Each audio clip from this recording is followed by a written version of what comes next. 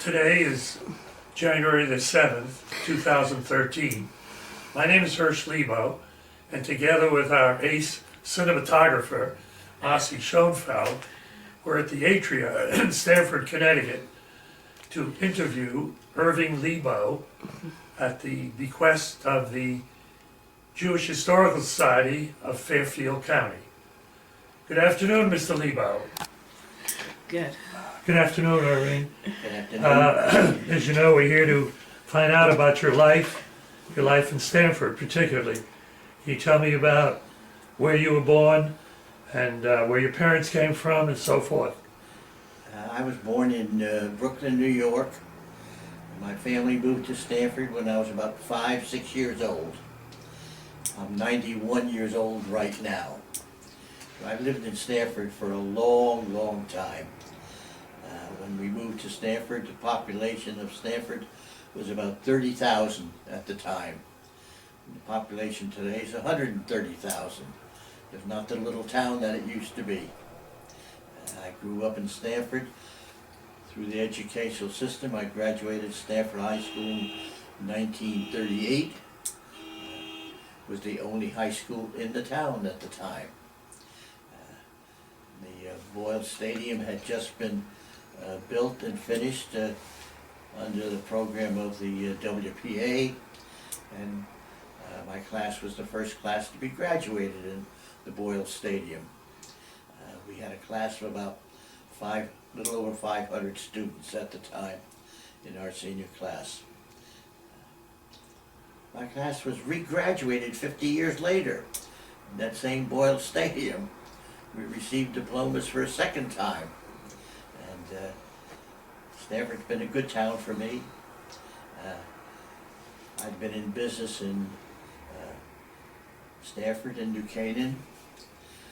What sort of business? My family was brought me up here, and I've been very welcome. What sort of business did you have? I was in the retail shoe business. I had a retail shoe store in New Canaan for 30 years, a family shoe store. I had a store in Stamford for about 5 years. But I was brought up in the shoe business, basically, having worked even during my days in high school. And following it, I worked for the Spelke family, who owned L. Spelke and Son at the time. Very fine family shoe store. Where were they located? Excuse me? Where were they located, and where was They were your located on Main Street. and where was your store located? In Stamford. Where? In Stamford. My store in Stamford was on Bedford Street. But many years later, I had managed a women's shoe department in the French shop on Bedford Street. It was owned by a gentleman who had been the vice president of Paul de Deliso Company, very fine manufacturer. What was Stamford like in those days? I mean, as far as the Jewish people were concerned, how many temples or shuls were there? And did you belong to any of them? I was brought up basically in a Gouda Sholem, an Orthodox synagogue. I was bar mitzvahed in their newer building on Grove Street. The original building had a couple of fires. It was an old wood building, and they built the very fine congregation on Grove Street, which eventually over the years has been sold to a Negro congregation. But then I have been a member of Temple Bethel for many, many years. I've been married twice. My first wife and I were married for 22 years, and she died very suddenly in her sleep. And I remarried a year later, and was married for 43 years. Very fine woman. We joined two families, and I've had 65 years of very happy, enjoyable, wedded life. How many children do you have? We have 3 children. I have not the ordinary type of family. I have a son whose birthday was just the 3rd of January, who is 55 years old, and my first wife was not capable of carrying to term. I have an adopted son, and he's really not adopted. He was only 2 days old when we got him, so he's mine completely. And my second wife had an adopted daughter, plus she had a natural born daughter. So I have 3 children, daughter, 2 daughters and a son. My son lives in Stanford, very capable gentleman. I have 1 daughter that lives in Stanford, and I have a daughter that lives in West Virginia. And how many grandchildren? I have 2 grandchildren and 3 great-grandchildren. They're spread out through North Carolina and Pittsburgh, Pennsylvania. But Stanford's been my home. Where did your parents come from, Irving? Actually, they were from New York. Both of my parents were born in, I would say, New York. Neither one of them came from the old country. Had a grandfather who was in the wholesale retail shoe business down on the east side. And he originally came from?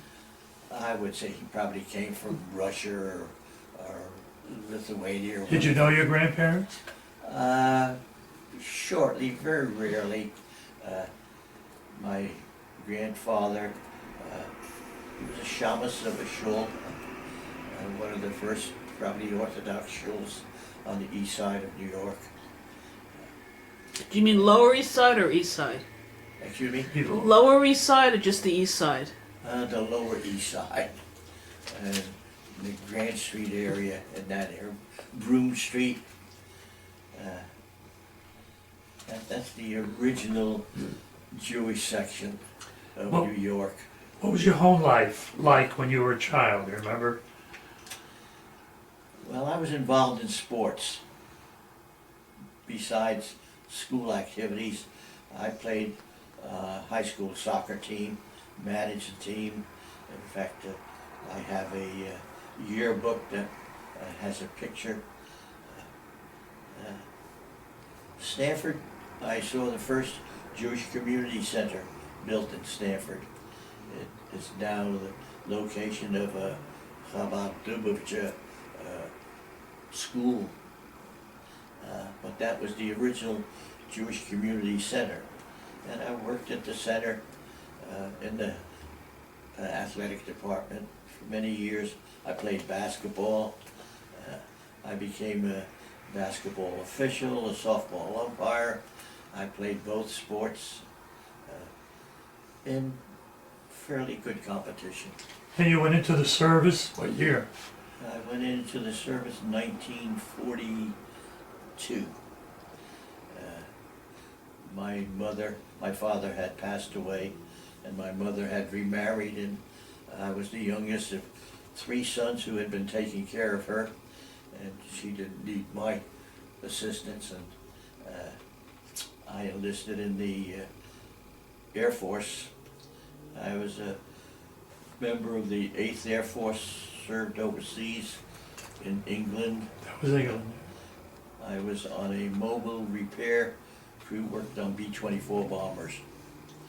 And I was on detached service basically for almost 18 months. I was stationed with my crew on a RAF emergency landing field. We were responsible for any B-24s that came in for an emergency landing. It was an experience. What year did you get out of the service? 1945. And you got married?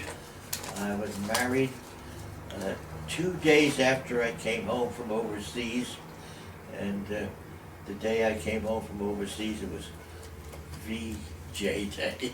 How did you meet your wife? Met her through normal dating. She was a Bridgeport girl. We played basketball in all of the Jewish community centers around, and I was introduced to her on a blind date.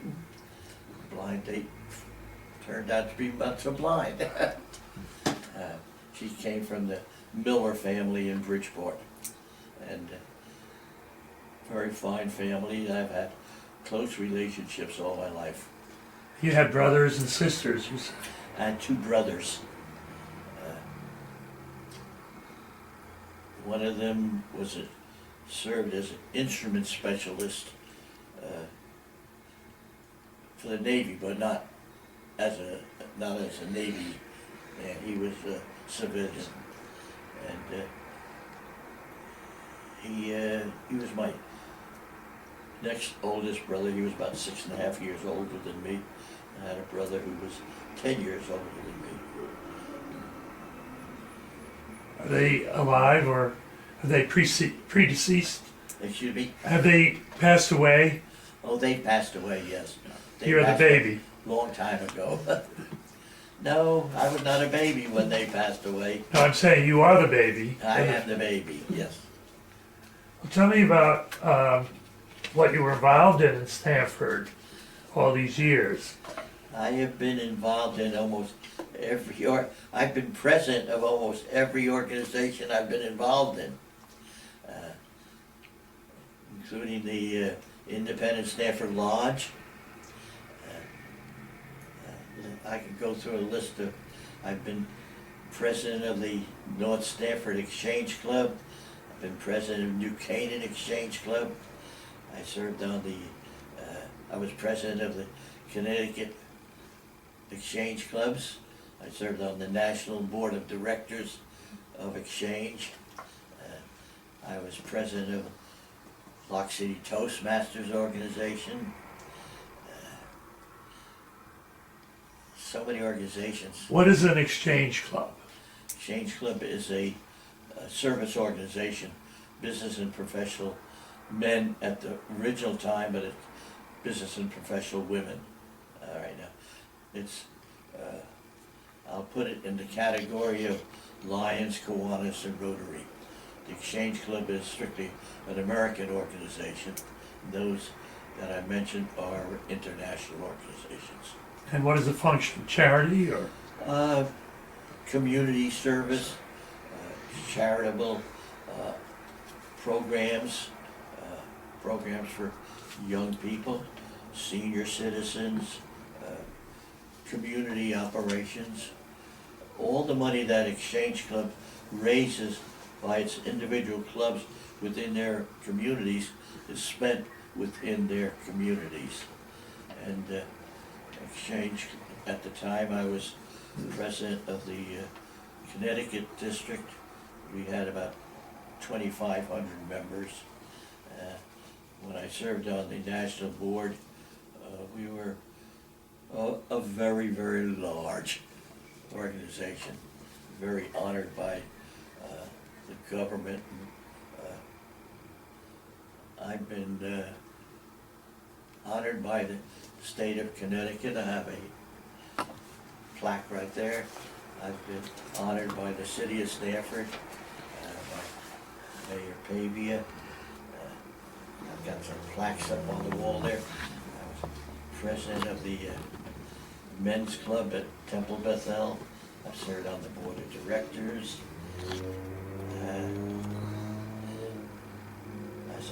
I've been an official basketball official, an official softball umpire. So, If you think about it, what was your most satisfactory? excuse me. What was your most satisfactory position, we'll say, in all these endeavors, all these? They were all Organization. satisfactory. I felt every time I was involved in an organization, I felt I was providing a service for the community and the people who lived with me around. Tell me about, where did you live here in Stanford? Where did you live before you came to the Atria? Before I came to Atria, after After my second marriage, I had built a home up in North Stamford. I had a 4-bedroom colonial up on Blacktrick Place. We lived there for 20 years. When we sold that, I moved into the condominium on Bedford Street, Chesterfield. Lived there for almost 20 years, and then I moved into Atria. What were your recreational sports endeavors? I served on the Stanford Golf Authority. I played golf. I belonged to Silvermead Golf Club at one time.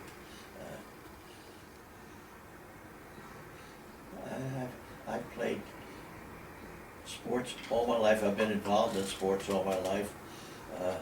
Was president of the varsity club at the Jewish Community Center, and we were sponsors basketball leagues and basketball tournaments, qualified semi-professional competition at a fairly high level. It was tournaments that we ran that many of the college teams participated in. When they played in any of the tournaments that we ran, they always played under the name of some organization, not of the college that they played for. So you've lived here now for over 85 years in Stamford. Can you give us some idea of how you've seen the evolution of the city? Oh, greatly. Stanford was strictly an industrial manufacturing community. In fact, I've had some talks. The main industry in Stanford for many, many years was Yale and Town. Yale and Town controlled the labor market in Stanford. And they were a very large, sizable organization. Ford Company at one time wanted to come into Stanford. And Yale and Town felt that they would lose control of the labor market if they allowed Ford to come in to open up in Stanford. And they were successful in keeping Ford from coming into Stanford. The south end of Stanford was strictly an industrial area of the community, and has been for many years. Today, if you had grown up in the community for all the years that I have, you would not recognize the south end as to what it is today. All the manufacturing buildings have just about been decimated. They've all been torn down. The only plant that still has a very sizable building is Pitney Bowes, and they have their national headquarters here, still do. But originally they had quite a few plants. Yale and Town had many manufacturing divisions here. How do they keep Ford out? Do you know? How do they keep Ford out? Any idea? Political maneuvers, I'm sure, were able to allow them to prevent Ford from coming in. And a company the size of Yale and Town, it was the largest manufacturer of locks, keys, bank vaults, and things of that type. They were a very sizable company, and controlled the labor. The South End at that time was inhabited basically by Polish immigrants who had come in and settled in the South End, and they many of them worked for Yale and Town. Very fine firm. Pitney Bowes had quite a few plants here, manufacturing plants, and the labor market was very good.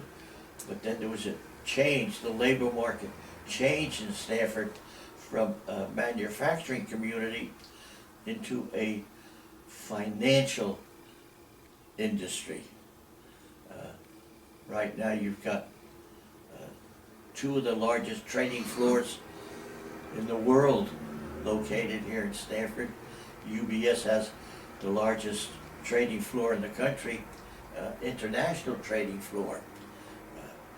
And RBS, Royal Bank of Scotland, came in competition with them, built a very sizable operation here. They have a very sizable trading floor there also. American Cyanamid was a big company that was located here on the borders of Stamford and Greenwich, Old Greenwich. Very sizable community. Stamford has been host to many fine companies. But Stamford evolved from a small community to a miniature New York City. At one time, more people commuted from Stamford to New York. Today, more people commute from New York into Stamford. And the railroad station here is the second busiest, largest railroad station to Grand Central. Many people may not realize this, but I'm well aware of it. And one of my daughters has been involved in politics. She served on the Board of Representatives for 2 terms, representing her district, and at that time she lived on Strawberry Hill. My son is a national and state certified licensed surveyor and land consultant. He's been involved in many of the workings in Stamford. He worked for Redness Company for over 20 years.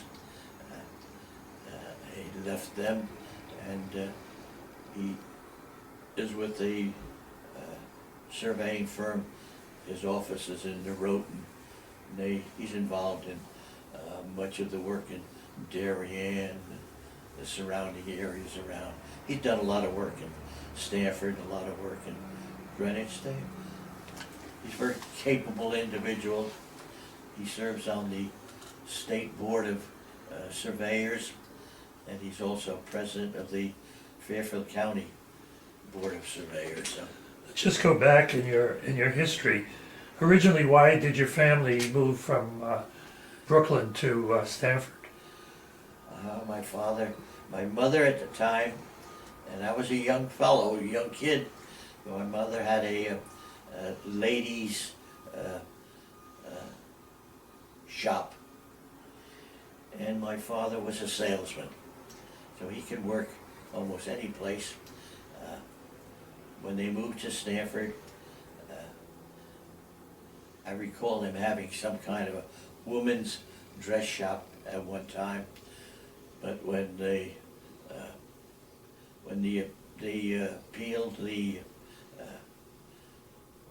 and drugs, liquor became legal, he worked for Continental Distillery as a salesman, and was involved in that field for many, many years. Where did you live when you first came to Stamford? Where was your home? First place we lived was on Clinton Avenue. It was a very, very nice, quiet street. Stamford was a quiet little town. The 2 main roads were the one coming right through Stamford and Richmond Hill, which was alternate route 1A. And we've moved around in the city of Stamford. I lived on Lafayette Street at one time with my family. I lived on Stevens Street. My mother had owned a piece of property there, 2-family house, which we had converted to a 3-family house, and I lived there when I first got married. Then I lived in the Cove area, right off near Darien, Cove Island area. People don't realize At one time, Stanford had a very lovely ice boating area. The pond used to freeze, Cove Pond used to freeze, and it was very wonderful winter sport of skating and ice boating there. And one of my first homes that I bought was right down in that area. I lived on Matthew Street at that time.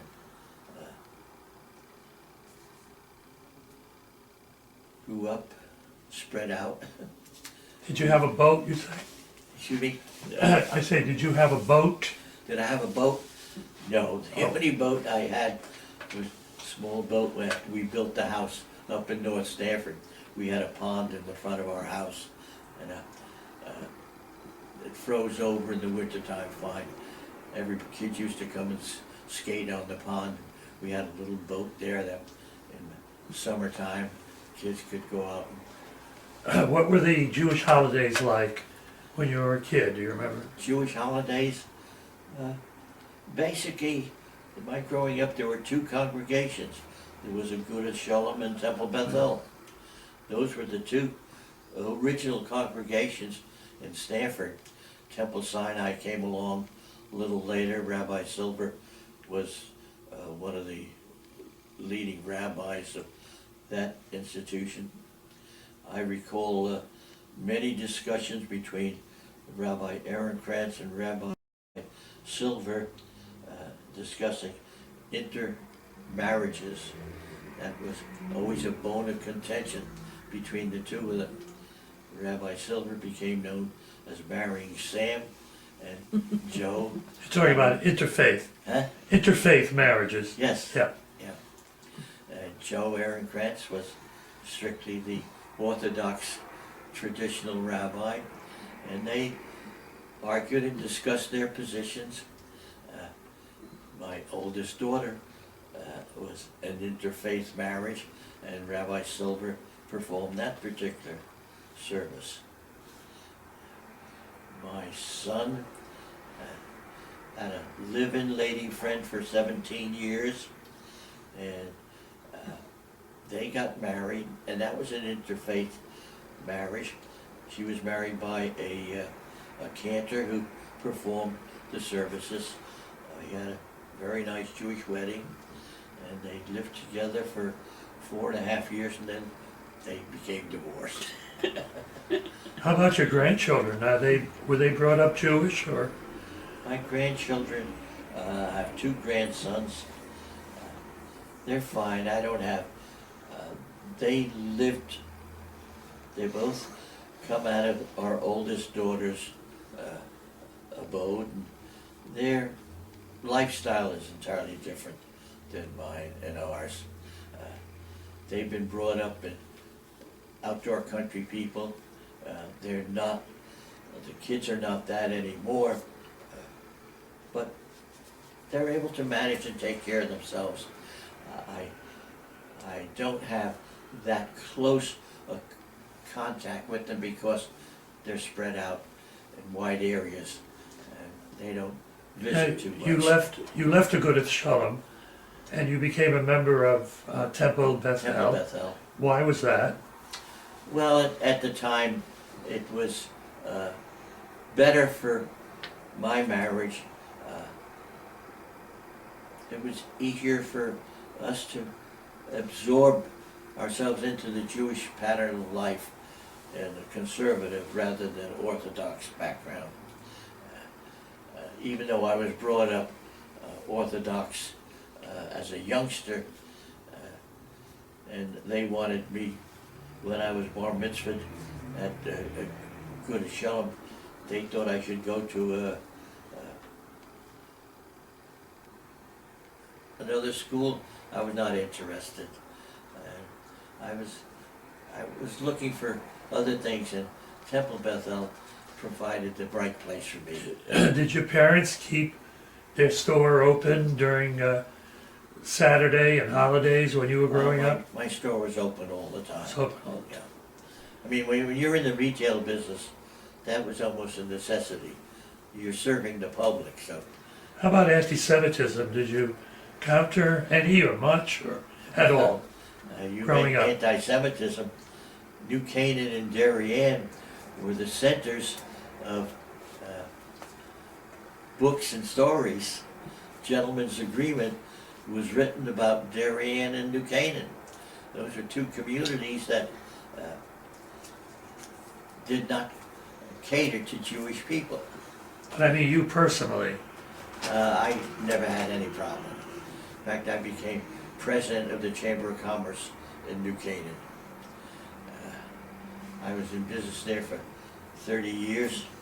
I was a member of the Exchange Club in New Canaan, even though I lived in Stanford, but I was in business in New Canaan. And I was accepted by all of them, no problem. How about when you were a kid? Excuse me? How about when you were a kid?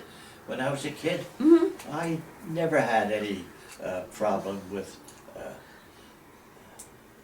anti-Semitism. I grew up on the basically the west side of Stanford. I went to Stevens School, which was a school mostly for Italians, Negroes, and Jewish kids. We all lived together. We all grew up together. We all played together. It was a different atmosphere, different system at the time. There was always envy. Always in sports you run into it anyway.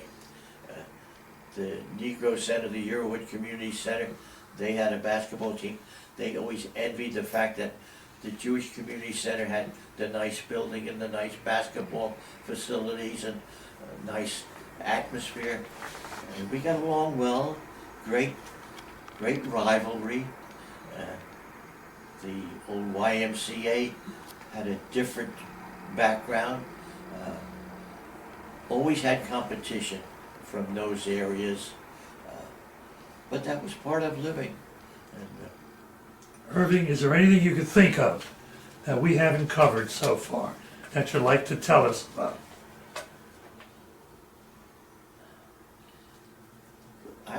I was brought up to, I think, provide a service for the community. That's been my whole life. And I'm not looking for praises or anything, but whatever I did, I seemed to want to do something to make the people in my community live better, enjoy things better, operate properly. I was never very happy with the political system, but it was entirely different. One side of the community represented a certain segment, another part of the community represented a different portion of the community. And the thing that amazes me is that there were many Jewish men who became well known in politics. They were attorneys, or they were judges, and they all made a good name for themselves, and the people of Stanford appreciated them. And I think I was brought up in the same atmosphere, to do what we could for the community, regardless of what denomination it was. The Independent Stanford Lodge was strictly a Jewish lodge. We have our own cemetery. The lodge is no longer in existence, but everything that the lodge stood for is being handled through the Orthodox congregation, through Gudat Shalom. The old Chevra Kadisha was strictly a separate Jewish organization, always by themselves, but always seemed to be at odds with the Orthodox congregation. But that was their background anyway. Why was that? It always comes down to finances. No matter what you have to say, one group always wants the money that the other group has. It's a simple system. You know, we'd like to take pictures of your awards. I did. Did you One do right that? there. Irving? I've got Okay, things how about up the on one the wall back? there. You were saying? There's a plaque right there. Show I was Man of the Year. The North Stanford Exchange Club. I happen to be an honored lifetime member of the organization. They won't allow me to pay dues anymore, but I am a lifetime member. I served on the National Board of Exchange Clubs. I've spoken at many conventions all over the country, in Puerto Rico, and I've been involved. And basically, I'm president of the Residents Council right here in Atria.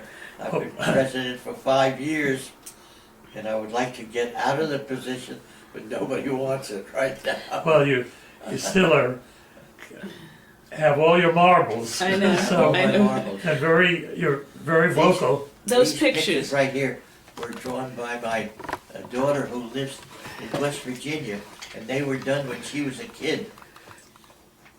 Very talented. She's a very talented They're not- artistic individual. Her senior year in high school, she went to school in Newport, Rhode Island. Newport School for Girls. It was a private school, and she has always been very artistic. And we were visiting her one weekend, and the professors of the art department, she had done a mural of horses on the wall, and they said, we'd like to use it as a teaching instrument. I said, you have to ask her. It's hers. She said, oh yeah, go ahead, use it, whatever you want. And one of my friends in New Canaan was one of the leading freelance artists in the country. In fact, he had designed the spaceship before the spaceship was ever made. And he came and looked at her work. See that little thing right there? She did that maybe 5 minutes. And he looked at her artwork and he said, her name is Lynn, he said, you have great ability. Go to college, get your education. I'll introduce you to the leading freelance artists in the country. You will never have to worry about anything. And she accepted it and spoke to him, and 1 month later she got married. Oh, can I tell you that? By the way, you mentioned speaking in Puerto Rico. Where else did you travel? I've spoken at conventions in Las Vegas, California, Atlantic City. Yeah, I've been New Jersey, New England. I've spoken at convention in New England. I've traveled the country. How about outside the country? Have you been overseas? Only in military. Only military. Only in the military. I served in the military in the 8th Air Force. Thank God I put in my time. I survived and did well. First, my crew was one of the first mobile repair crews that had been formed to work on B-24 bombers in World War II. We were at RAF Emergency Landing Field. In the first 10 days we were there, the Germans hit that field 10 nights in a row. They knew where the field, everybody knew where that field was, because it had to be illuminated and open at all times for planes to come in. It was located just off the North Sea, and my crew traveled with a 40-foot trailer. It was a traveling machine shop. We had a C2 wrecker, a 6x6 truck, and a Jeep. There were originally 6 of us on the crew. We finally had 8, but eventually when we got real busy, we had to call extra help in from the main base. But Did you know what was happening to the Jews when you were in Europe? in Europe, Did you know what was happening during World War II? we knew most of everything. The crew that I was on, we were well informed to be aware of what was going on. When the Glenn Miller plane was missing and they didn't find it, they couldn't find it, we had been alerted in case it was spotted to be prepared for it. No, When D-Day hit us, we had been informed shortly before what to expect because we knew that we'd be getting a lot of work coming in, which we did. Were you aware at any time of the Holocaust during the time that you were in the service? Only through literature. Nothing, I would say nothing really absorbing of the immensity of the atrocity. We became well aware of it afterwards. In the Battle of the Bulge, we knew that what was happening. The B-17s were the first bombers that the 8th Air Force had over in England, and then B-24s came in afterwards. There were two different kinds of planes, and B-17s were, all their instrumentation was electrically driven. B-24s, all their instrumentation was hydraulically driven, and they suffered from ground fire.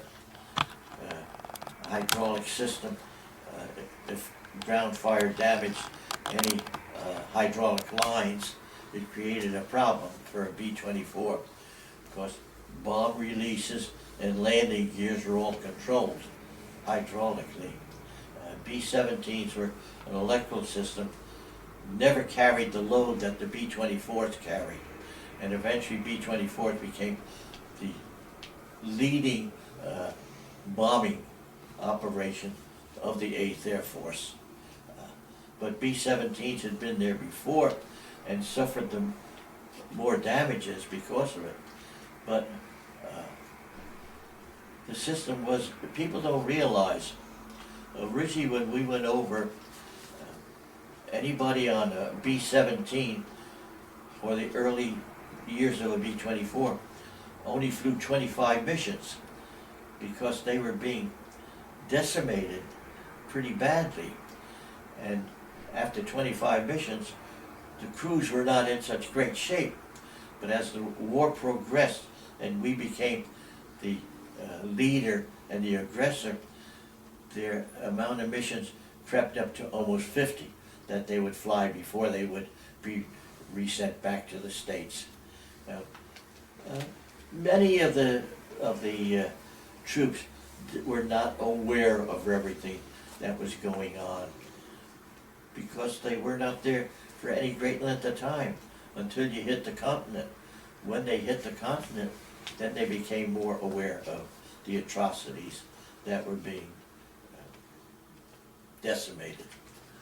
Irving, on behalf of the Jewish Historical Society of Fairfield County, I want to thank you for your service and thank you for letting us come to your home and giving us the story of your life. Thank you very much. Thank you. You're a real mensch. I thank you for giving me the opportunity to let you know what has happened in the past in Stanford. Stanford's been a very fine community to grow up in. My daughter, I tell her, you picked the poorest thing to go into politics, but she likes it. She has a legal background. Unfortunately, right now, she has been out of work for too long a period of time. She's had some big jobs.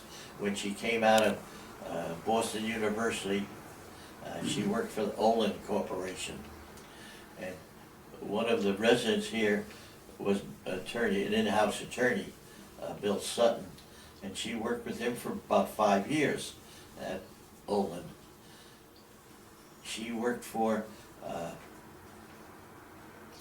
company that was involved in plumbing supplies and other things.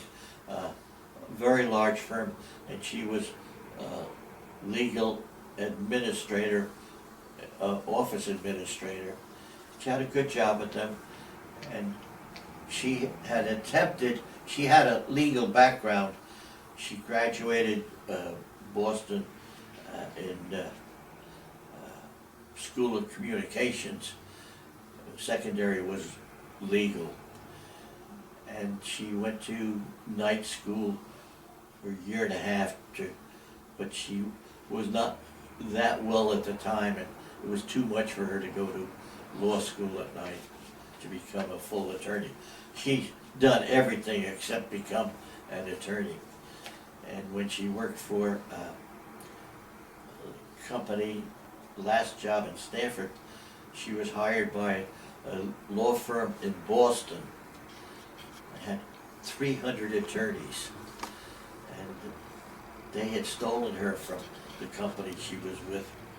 And she was with them a year and a half, and a larger law firm had 400 attorneys, stole her, and she worked for them about a year and a half or two.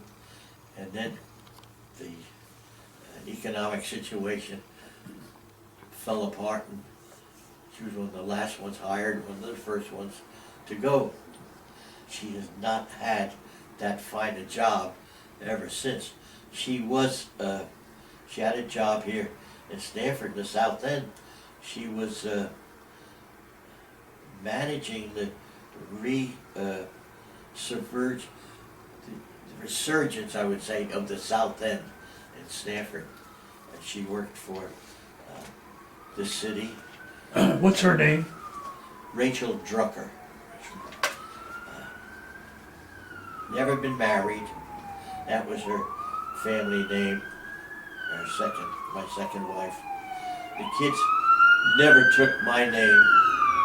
That was their privilege. I had offered to legally adopt them into my name. As far as I was concerned, they were my daughters, so there was no problem. And I get a call at 10 minutes to 9 every Sunday from my daughter in West Virginia. She speaks for 2 minutes, and that's about it. All right, thank you so much. I'll take a picture of the award. These are some of the awards that Irving got. We had a club at the Jewish Community Center called the Varsity Club. And we sponsored a lot of